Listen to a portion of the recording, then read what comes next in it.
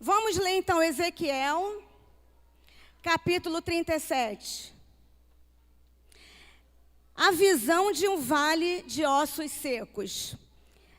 Versículo 1. Veio sobre mim a mão do Senhor, e o Senhor me levou em espírito e me pôs no meio de um vale que estava cheio de ossos. E me fez andar ao redor deles. E eis que eram muito numerosos sobre a face do vale, e estavam sequíssimos. E me disse: Filho do homem, poderão viver esses ossos? E eu disse: Senhor Jeová, tu o sabes. Então me disse: profetiza sobre estes ossos e dize-lhes: ossos secos, ouvi a palavra do Senhor. Assim diz o Senhor Jeová a estes ossos: eis que farei entrar em vós o espírito e vivereis. Porém nervos sobre vós, e farei crescer carne sobre vós, e sobre vós estenderei pele, e porei em vós o espírito e vivereis, e sabereis que eu sou o Senhor. Então profetizei como se me deu ordem, e houve um ruído enquanto eu profetizava. E eis que se fez um reboliço, e os ossos se juntaram, cada osso ao seu osso. E olhei, e eis que vieram nervos sobre eles, e cresceu a carne, e estendeu-se a pele sobre eles por cima, mas não havia neles espírito. E ele me disse: profetiza ao espírito, profetiza, ó filho do homem, e dize ao espírito: assim diz o Senhor Jeová: vem dos quatro ventos, ó Espírito, e assopra sobre estes mortos, para que vivam. E profetizei, como ele me deu ordem. Então o Espírito entrou neles, e viveram, e se puseram em pé, um exército grande em extremo. Então me disse: filho do homem, estes ossos são toda a casa de Israel. Eis que dizem: os nossos ossos se secaram e pereceu a nossa esperança. Não, nós estamos cortados. Portanto, profetiza e dize-lhes: assim diz o Senhor Jeová: eis que eu abrirei as vossas sepulturas e vos farei sair das vossas sepulturas, ó povo meu, e vos trarei a terra de Israel. E sabereis que eu sou o Senhor, quando eu abrir as vossas sepulturas e vos fizer sair das vossas sepulturas, ó meu povo. E porei em vós o meu espírito, e vivereis. E vos porei na terra, na vossa terra, e sabereis que eu, o Senhor, disse isso e o fiz, diz o Senhor. Amém. Glória a Deus. Que palavra, né, irmãos? É uma coisa assim meio assustadora, né? Essa visão de Ezequiel. Ele foi levado, ele teve essa visão. Na realidade, era um cemitério, né? Um vale. Eu fiquei imaginando o vale. Um vale é um lugar plano cercado de montanhas. Eu fiquei imaginando aquele lugar imenso, cheio de ossos, um lugar sem vida, um lugar morto. E, assim, um pano de fundo muito rápido para a gente entender. Nós lemos aqui que nesse sonho, nessa visão, o Senhor falou: este é o meu povo. O povo de Israel, eles foram atacados pela Babilônia, pelo exército babilônico. Eles foram devastados, eles foram destruídos. Muitos israelitas morreram. E o povo estava totalmente espalhados pela Babilônia. O povo foi destruído. Então Deus deu essa visão a Ezequiel para que ele entendesse o que Deus poderia fazer. Deus, ele iria restaurar aquela nação. Deus iria restaurar aquele povo, o povo de Deus. Então, esta visão, né, de morte, uma visão triste, uma visão tenebrosa que Deus mostrou a Ezequiel, era o povo de Israel. Deus estava mostrando, assim é o meu povo, mas eu resgatarei o meu povo. E eu gostaria de trazer o contexto desse texto que nós lemos para a família. Aí a gente pode parar e pensar, mas por quê? O que tem a ver isso com família? Tem tudo a ver, irmãos. Por quê? A família, tudo começa na nossa família, não é verdade? A família é a base da sociedade. E se as famílias hoje, e todas as famílias da terra fossem famílias saudáveis, equilibradas, não haveriam tantos divórcios como nós vemos hoje. Não haveriam nas escolas tantos alunos delinquentes. Os presídios não estariam superlotados. Nós não teríamos tantos políticos sem caráter. Nós não teríamos as pessoas com sede de poder, umas querendo derrubar as outras nas empresas e até mesmo dentro das igrejas. Então tem tudo a ver a família, que é a base. E quando Deus planejou a família, era para que a família fizesse parte central das nossas vidas. O nosso lar, a nossa família, deveria ser um lugar acolhedor, um lugar de amor, um lugar onde as pessoas se relacionam, um lugar saudável. David Tyros é uma americana, uma mulher muito abençoada de Deus. Ela diz: lar é onde o coração se forma. Eu achei isso lindo. Lar é onde o coração se forma. Mas também o lar pode ser um lugar onde as pessoas são feridas, são machucadas, onde corações são destruídos por aquilo que nós ouvimos dentro dos nossos lares, por aquilo que nós falamos, verbalizamos. Então nós temos visto famílias destruídas, nós temos visto pais totalmente perdidos, sem saber o que fazer com os seus filhos, sem saber qual o caminho, filhos totalmente desorientados, casamentos destruídos. Mas Deus tem uma palavra de vida, em nome de Jesus. E eu gostaria que nós fizéssemos agora uma reflexão. Será uma palavra muito reflexiva. Como que nós nos vemos diante das nossas famílias? É uma pergunta que eu faço para mim e para você. Como eu me vejo diante da minha família? Qual o quadro da minha família? É para a gente pensar. Será que eu me vejo hoje, quando eu olho para a minha família, totalmente impotente?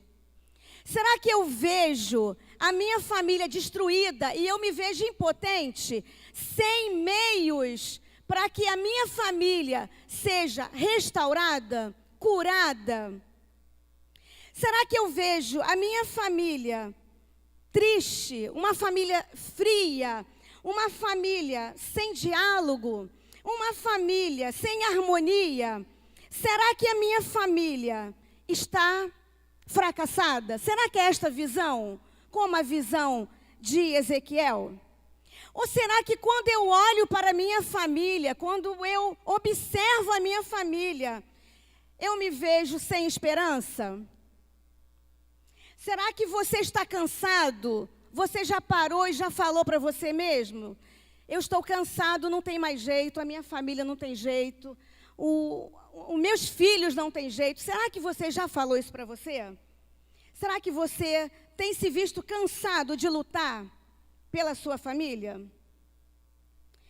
Mas eu queria que você soubesse de uma coisa. O poder de Deus pode entrar na sua família.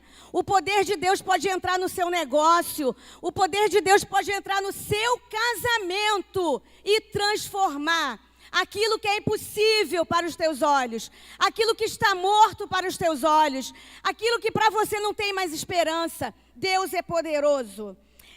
E eu gostaria de ler Salmos 33, verso 6, diz assim: Pela palavra do Senhor foram feitos os céus e todo o exército pelo sopro da sua boca. Olha que coisa tremenda isso. Pela palavra do Senhor foram feitos os céus e todo o exército pelo sopro de sua boca. O poder da palavra, aquilo que nós profetizamos, aquilo que nós verbalizamos dentro das nossas famílias, tem poder. Para onde nós estamos direcionando o que nós estamos falando. Algo que pode estar faltando dentro dos nossos lares, pode existir algo faltando dentro dos nossos lares, e que esse algo pode trazer vida. Há poder naquilo que você fala. Deus usou a palavra para criar todas as coisas. Deus usou a fala, Deus verbalizou e Deus criou todas as coisas. Deus falou e trouxe a existência. Nós trazemos à existência aquilo que nós falamos. Você já parou para pensar nisso? Que nós trazemos à existência aquilo que nós falamos? Você já parou para pensar que você traz à existência na sua vida, na vida dos seus filhos, aquilo que você fala para ele? Olha o peso e a responsabilidade disso, daquilo que nós falamos. O que é falado dentro das nossas casas? O que nós temos proferido dentro dos nossos lares? O que eu tenho falado com o meu esposo, com meus filhos? O que a esposa tem falado com o marido? O que eu tenho falado com o meu irmão, com o meu amigo? Com o meu funcionário? O que eu tenho falado? Vamos refletir sobre isso. Olha o que diz Provérbios 18, 21. A morte e a vida estão no poder da língua. A morte e a vida. E aquele que a ama comerá do seu fruto. O que os nossos filhos têm ouvido dentro de casa? Palavras de vida, palavras de cura, palavras de amor. O que os nossos filhos têm ouvido? O que eu tenho falado dentro da minha casa? Como tem sido o nosso diálogo?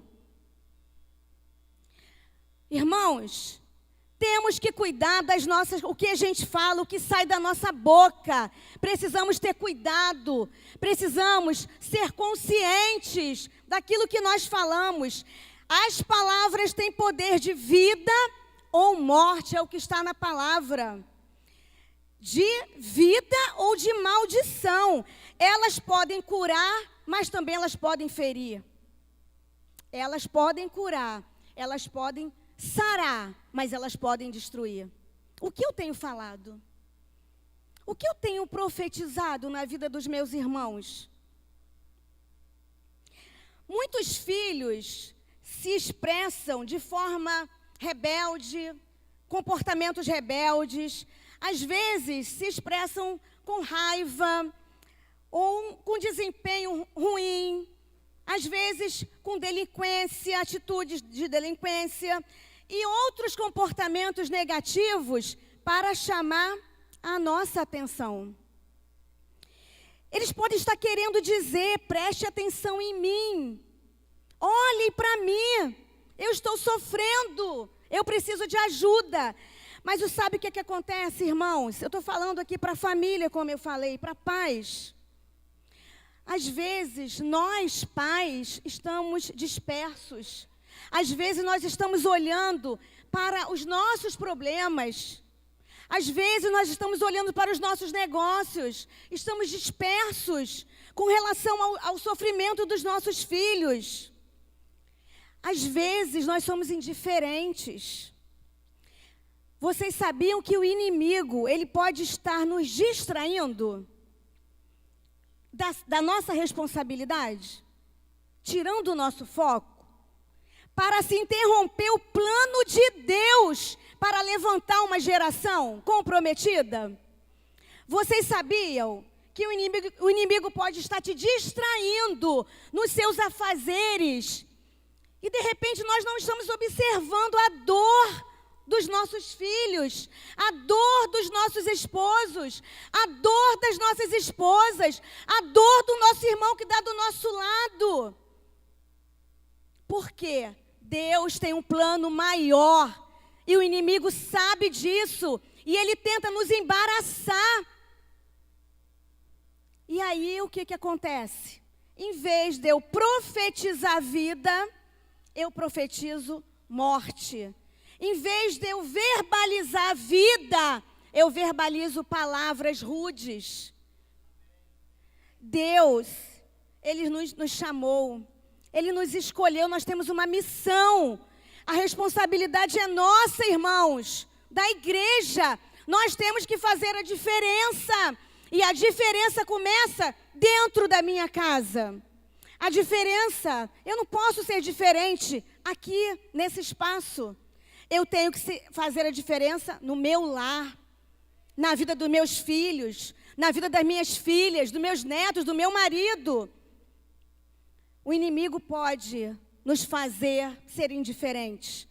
Para quê? Para que interrompemos os planos de Deus na vida dos nossos filhos. Em qual área da sua vida, em qual área da minha vida eu tenho sido imprudente? Qual área nós temos sido imprudentes? Talvez você jamais tenha se importado com essa questão.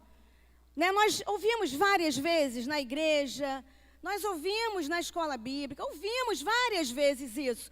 Mas às vezes nós não paramos para pensar, não damos importância a isso. Olha o que diz em Salmos 127, verso 4. Como flechas nas mãos do guerreiro são os filhos nascidos na juventude. Como flechas. Para onde eu estou direcionando os meus filhos? Qual alvo eu estou direcionando os meus filhos? Para onde? Vamos parar para pensar. Como flechas. Para onde eu estou direcionando? Nós, pais, temos essa responsabilidade. Não é da escola. Essa responsabilidade não é da escola. Não são dos professores da igreja. São dos pais. É nossa. É minha. Qual o alvo? Para onde eu estou direcionando? Há uma visão de Deus para as gerações futuras. Há uma visão de Deus, de homens e mulheres comprometidos. Nós temos visto uma geração corrompida.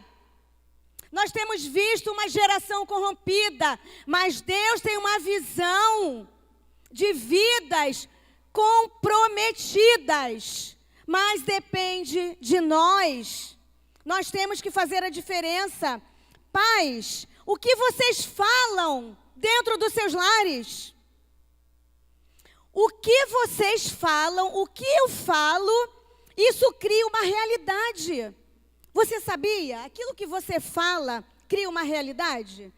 Vamos imaginar, você falar para o seu filho, você é um menino inteligente, você é uma menina inteligente. Imagine você falando isso, verbalizando a fala, palavra, tem que ser dita, não é no pensamento, tem que ser falada. Você é inteligente. Imagine você falar isso para o teu filho. Isso vai se tornar uma realidade na vida dele. Da mesma forma, se você usar o contrário, você é uma criança burra. Quantos pais falam isso? Eu já cansei de ouvir. Os pais não pensam naquilo que estão falando. Não pensam na palavra. E estão, às vezes, proferindo palavras de morte, de derrota para os seus filhos. Você é um menino inteligente. Isso vai criar uma realidade para eles, para os nossos filhos. ou mesmo para as pessoas que estão do nosso lado, para o meu amigo. Eu estou falando aqui para pais, mas isso, tem pessoas aqui que não são pais ainda, mas vão ser. E mesmo se não serão, nós temos família, nós temos ministério, nós temos amigos. O que nós temos proferido? Qual é a palavra? Então, o que nós falamos cria uma realidade. Ela tem poder, as palavras têm poder. Quando os filhos tiram notas boas, os pais falam, não fazem mais do que obrigação. Vocês já ouviram isso? Né? Acho que a maioria das pessoas já ouviram isso. Você não faz mais do que sua obrigação. Você não faz nada, você não trabalha. Tem que tirar nota boa mesmo. Em vez do pai falar, parabéns, meu filho. Muito bem, você é abençoado, você é inteligente. Em vez da gente, palavras de vida, a gente está diminuindo, rebaixando. Então, queridos, nós temos que ter muito cuidado com o que nós falamos. Quantas famílias nós vemos que não elogiam seus filhos? Não incentivam. Pais que só sabem criticar, murmurar. Esposa que só sabe criticar, murmurar. Marido que só sabe criticar. Irmãos que só sabem criticar. Amigos que só sabem criticar.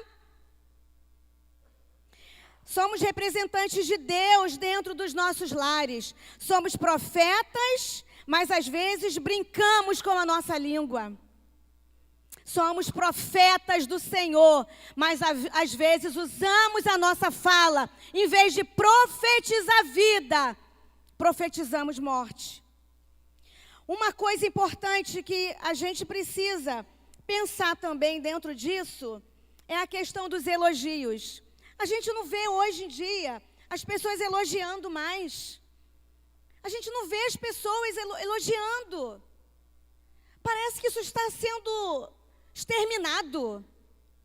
As pessoas não valorizam mais. Quando vê alguém fazer uma coisa boa, parabéns, Deus te abençoe, isso foi muito bom, você é especial. O elogio, irmãos, isso é fundamental. Nós precisamos ter isso na nossa vida. Elogiar os comportamentos dos filhos, dos amigos, dos parentes, isso vai direcionar, quando eu estou falando agora para os filhos, quando os pais elogiam, os pais estão direcionando os filhos para um alvo, para um objetivo. Os nossos filhos não podem ficar por aí perdidos, tem um alvo, nós temos que direcioná-los. Então, os elogios, o incentivo, vão direcioná-los para esse alvo. São os comportamentos e atitudes deles que vão produzir os resultados. Então, a partir do momento que você incentiva, que você elogia, isso vai produzir resultados. Nós precisamos enxergar além da falha. Nós temos um problema sério, né? Nós, seres humanos, olhamos apenas os problemas, os erros. Nós não olhamos as qualidades, nós olhamos para a falha. Para a falha temporária, que às vezes a pessoa errou, cometeu um ato errado, uma falha temporária, mas a gente traz aquilo. E toda hora a gente vai mostrando para a pessoa o erro. Elogiar o liderado. Nós precisamos, líderes, elogie os seus liderados. Elogie os seus funcionários. Quem tem funcionários, elogiem. É preciso que a gente tenha isso em mente. Elogio é importante para as nossas vidas também, principalmente para os filhos. Vamos ler aqui o que diz em Eclesiastes 5:2. Não te precipites com a tua boca, nem o teu coração se apresse a pronunciar palavra alguma na presença de Deus, porque Deus está no céu e tu estás sobre a terra. Portanto, sejam poucas as tuas palavras. Sejam poucas as tuas palavras. A gente vê muito hoje em dia certas brincadeiras de mau gosto também, que na verdade tem um fundo disfarçado de crítica. A gente brinca com uma pessoa, mas tem um fundo de crítica, está disfarçado na brincadeira. Nós temos que ter cuidado, irmãos. Nós, às vezes, podemos estar ferindo o nosso amigo sem saber. Podemos estar machucando o nosso amigo sem saber, com palavras. Nós temos que ter cuidado. Pessoas que se dizem muito sinceras. Já viu aquela pessoa? Ah, eu falo mesmo, eu sou sincera. Ah, eu não sou baú. Já ouviu alguém falar assim? Eu não sou baú. Eu falo mesmo. Eu falo. Mas às vezes, irmãos, essa sinceridade fere também as pessoas. Precisamos ter cuidado, porque às vezes, essa sinceridade que é minha, nem sempre a sinceridade é do outro, é minha. Eu estou ferindo o outro, machucando. E isso também dentro de casa. Algumas pessoas acham que os outros têm obrigação de servi-los. E quando não são atendidos, ficam tristes. Né? Tem pessoas que acham que tem que ser servido. Né? Eu estou falando no geral, né? Os pais querem ser servidos pelos filhos. O esposo quer ser servido pela esposa. A esposa quer ser servido. Na empresa, quem é chefe, quem é líder, quer ser servido. Não é verdade? As pessoas querem ser servidas. Porém, tem uma coisa que eu vou ler aqui para vocês. Nós não nascemos para ser servidos, mas para servir. Olha o que diz em Mateus 20, 28. O Filho do Homem não veio para ser servido, mas para servir e dar vida em resgate de muitos. Nós não estamos aqui para ser servidos, não, irmãos. Nós temos que servir, nós temos que amar, nós temos que nos doar. Nós temos que estender as mãos para aqueles que precisam. Isso é difícil, né? As pessoas não querem ouvir isso.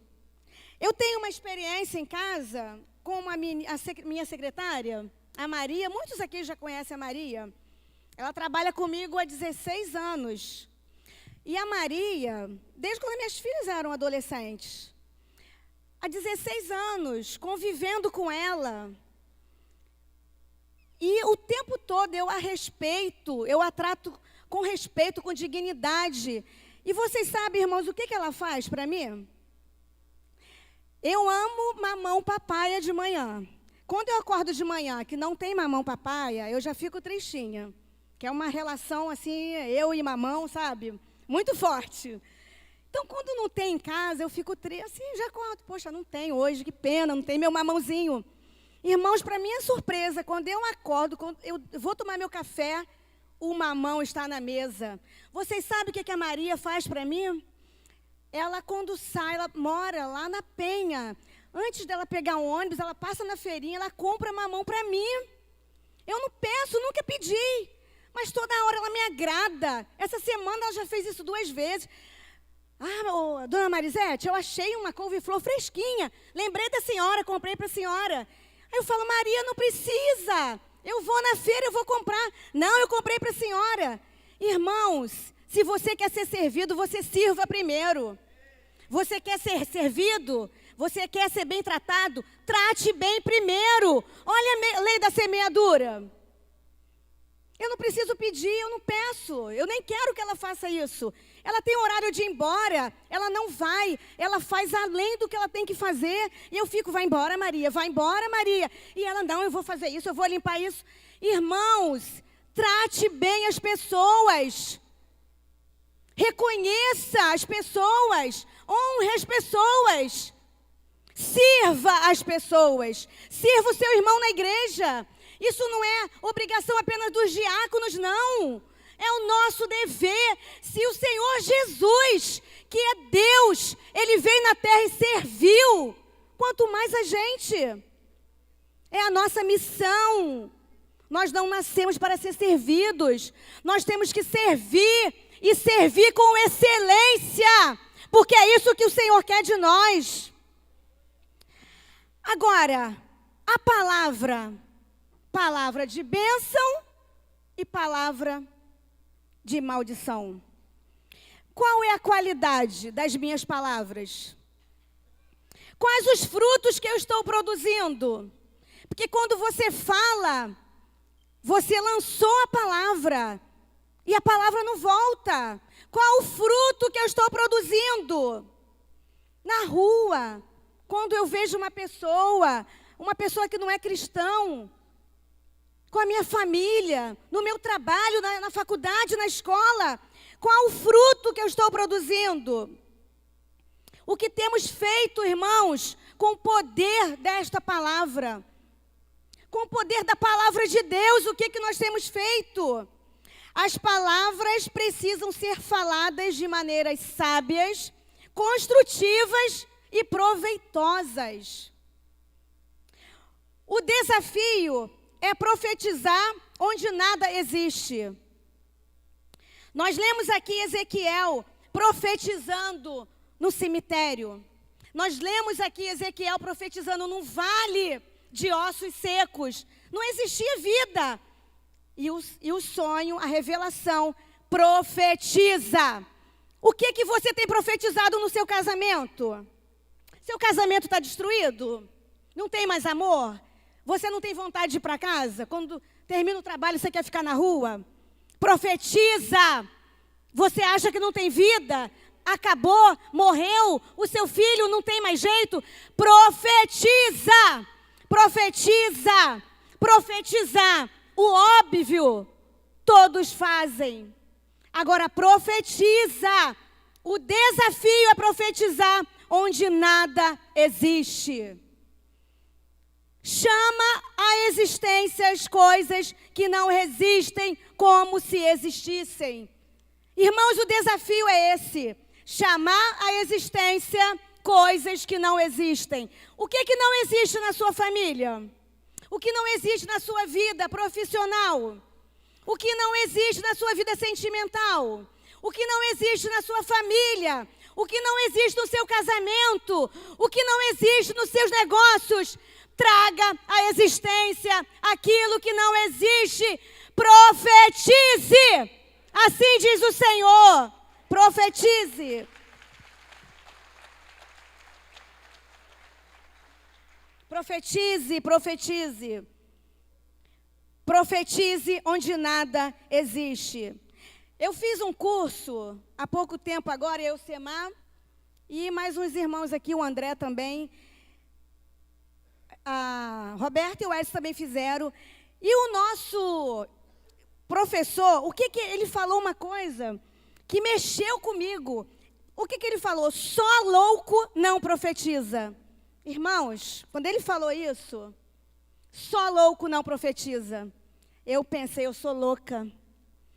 Só louco não profetiza diariamente na sua família. Olha o que nós estamos perdendo, irmãos. Nós temos nas nossas mãos, nas nossas línguas, esse poder. Profetize. Nós não usamos isso. Só louco não profetiza. Quando as palavras são comunicadas com vigor, quando as palavras são comunicadas repetidamente, elas criarão uma realidade. Isso diz Paulo Vieira. Não foi Jesus Cristo, não. Paulo Vieira. Quando as palavras são comunicadas com vigor e repetidamente, elas criarão uma realidade. Com vigor, com autoridade. Quando você profetizar com autoridade, com vigor, o que você profetizar na vida do seu filho se tornará realidade. Você crê nisso? Você crê? Em nome de Jesus. Em nome de Jesus. No texto que nós lemos de Ezequiel, ele olhava aquela cena deplorável, aquela cena triste. E o Senhor falava, profetiza. E nós lemos aqui, não foi só uma vez não. Profetiza várias vezes, o Senhor insistia. com ele nessa visão. Profetiza. As coisas ainda não estão acontecendo? Profetiza. Está demorando? Profetiza. Creia no poder da palavra de Deus. Deus é poderoso para fazer infinitamente mais. A sua família, no seu casamento, nos seus relacionamentos. Irmão, Jesus, quando ele esteve aqui na terra, Jesus foi capaz de ver as possibilidades na vida dos seus discípulos. Qual a possibilidade que eu vejo na vida do meu familiar, na vida dos meus filhos? Jesus viu possibilidades na vida dos discípulos. E Jesus os chamou sal e luz.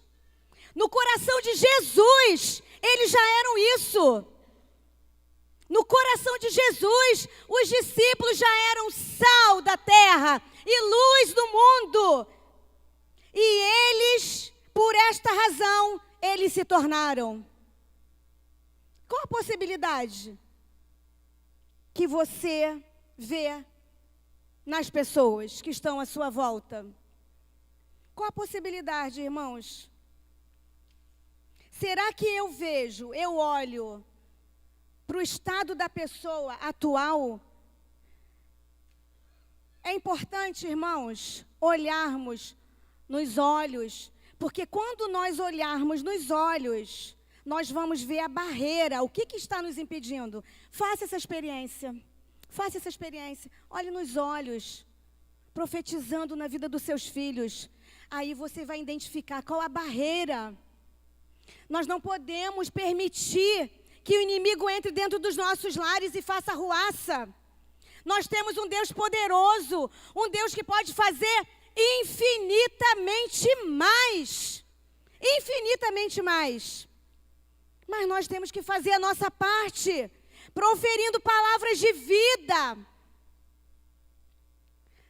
O que saiu da sua boca que gerou ou produziu destruição e morte? Vamos refletir, vamos pensar. Todas nós, em algum momento da nossa vida, nós proferimos alguma palavra que feriu alguém. Mesmo, às vezes, sem perceber, nós falamos palavras que ferem as pessoas, que machucam as pessoas. Falamos muitas palavras de bênção também. Glória a Deus por isso. Mas a proposta aqui hoje é que nós paremos, possamos refletir mais sobre o que nós temos falado. O que nós temos falado com os nossos familiares. O que nós temos falado com os nossos filhos. Então, o que saiu da sua boca que gerou, produziu destruição ou morte? Família, no seu relacionamento, ou mesmo na sua vida pessoal. O que você tem falado para você mesmo, nos seus pensamentos, quem você é? O que você tem falado? Irmãos, com a mesma boca que você proferiu morte, destruição, tristeza, palavra maldita, você pode profetizar repentinamente, com vigor, com autoridade, vida, cura e transformação. Com a mesma boca que você profetizou morte, que você feriu, você pode profetizar vida. Em nome de Jesus. Ministério de louvor pode subir. Através da profecia, Deus dá o comando. Deus dá o comando. É só nós abrirmos a boca. O Senhor falou com Ezequiel, profetiza. E nós lemos, irmãos, olha que tremendo. E profetizei como ele me deu ordens. Então o Espírito entrou neles e viveram e se puseram em pé. Um exército grande em extremos. Profetiza, irmãos, que a sua família será restaurada. Profetiza que os seus filhos serão abençoados. Profetiza na vida deles sentimental. Profetiza nos relacionamentos que eles terão. Profetiza na geração dos seus filhos. Profetiza na escolha profissional dele. Profetiza os amigos que eles terão. Profetiza vida, irmãos. Com a mesma boca que você proferiu palavras que feriu, você pode proferir palavras de cura. É necessário que a gente se arrependa dos nossos erros, porque o nosso Deus é poderoso e Ele está aqui nesta noite. Chegou agora de profetizar vida. Eu queria saber, família, estão juntas? Quem está da família aí junto, um do outro? Levanta as mãos assim. Algumas pessoas não têm família. Eu gostaria que nesta hora, você olhasse nos olhos do seu familiar. Olhe nos olhos dele e profetize na vida dele. Olhe nos olhos. Faça isso. Faça esse exercício. Às vezes isso é difícil, né? A gente tem uma certa dificuldade nisso. Olhe nos olhos. Olhe nos olhos do seu irmão que está aí do seu lado, que não tem um familiar. Profetiza na vida dele. Vamos fazer esse exercício? Vamos começar? Vamos começar agora? Porque quando a gente sair daqui hoje, quando a gente for para as nossas casas, nós faremos isso na vida dos nossos filhos, na vida dos nossos cônjuges. Profetiza. Não tenha vergonha não, irmãos. Isso tem que ser quebrado das nossas vidas em nome de Jesus. Em nome de Jesus. Chegou a hora, através da profecia, através do que é verbalizado, Deus dá o comando. Profetize palavras de poder que dá vida. Olha o que diz em Isaías 55:11. Assim também ocorre com a palavra que sai da minha boca. Ela não voltará para mim vazia, mas fará o que deseja e atingirá o seu propósito para qual eu enviei. Não volta vazia, irmãos. Profetiza a vida. Profetiza a palavra do Senhor na vida dos seus familiares. Em nome de Jesus. Que nós possamos, irmãos, aprender a ter cuidado com a nossa língua. Que nós possamos evitar ferir as pessoas com a nossa fala, com as nossas brincadeiras. Que nós possamos aprender a abençoar as pessoas. Nós temos a palavra de Deus, que é uma palavra de vida. É uma palavra que cura, uma palavra que restaura. Então, irmãos, eu li um texto aqui, eu não marquei, mas eu li, eu não lembro onde, mas ele fala assim: se você não tem o que falar, é melhor que você se cale. Dure a palavra do Senhor. Mas se nós não podemos abençoar, que a gente se cale, irmãos. A igreja não pode ser mais ferida, nós não podemos mais ferir os irmãos. Que nós possamos ser um lugar, que este lugar aqui seja um lugar de vida, que este lugar aqui seja um lugar de cura, que este lugar aqui seja um lugar de restauração, em nome de Jesus, porque o Senhor está aqui, e o Senhor quer fazer infinitamente mais na sua família, porque o Senhor tem projeto para a sua família. O Senhor quer levar os seus filhos a lugares altos. O Senhor quer levar essa geração a lugares altos. O Senhor quer levar os jovens a lugares altos. Mas eu, como mãe, eu sou uma profetisa dentro do meu lar. Você, como pai, é um profeta dentro do seu lar. Você é a boca de Deus. Deus nos escolheu. Deus nos chamou. E Ele tem propósito nas nossas vidas. Profetiza, irmãos. Profetiza vida. Profetize vida. Aonde a morte. Se o seu filho está com dificuldades na escola, se o teu filho está com dificuldade, profetiza vida. Se o seu casamento está destruído, profetiza vida. Se você não tem mais vontade de ir para a tua casa, se a tua família foi destruída, profetiza, irmãos. A palavra de Deus não volta vazia. Ela não volta vazia. Em nome de Jesus. E para encerrar, eu gostaria de ler Efésios capítulo 3. Ora, aquele que é poderoso para fazer tudo muito mais abundante, além daquilo que pedimos ou pensamos, segundo o poder que em nós opera. O Senhor pode fazer muito mais através do poder dele que opera em nós. Por isso, queridos, vocês são bênção, sejam bênção na vida das pessoas que se coloquem nos seus caminhos. Profetiza a vida, profetiza a palavra do Senhor, em nome de Jesus.